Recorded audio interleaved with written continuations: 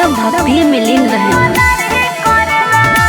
सावन में रोजे जल ढारी करला, भोले बाबा के सेवादारी करला। तोहर मनवा के बात नहीं जानीला।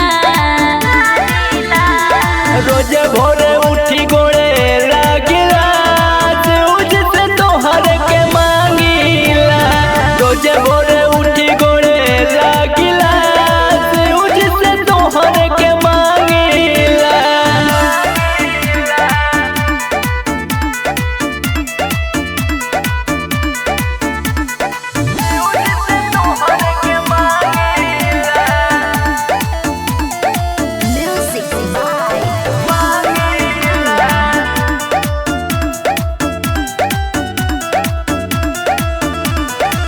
तोहरा के हमहु पसंद करेला, शिव जी के रोजे दर्शन करेला।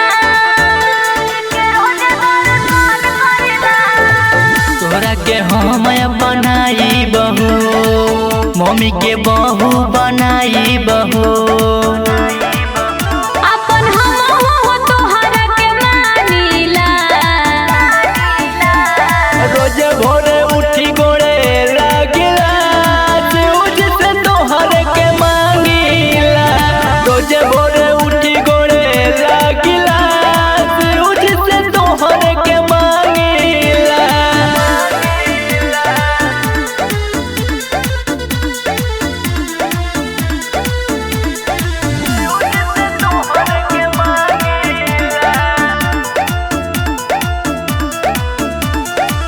हल्दी में जैसे है चंदन रहे, जन्मों जन्म के बाबा बंधन रहे।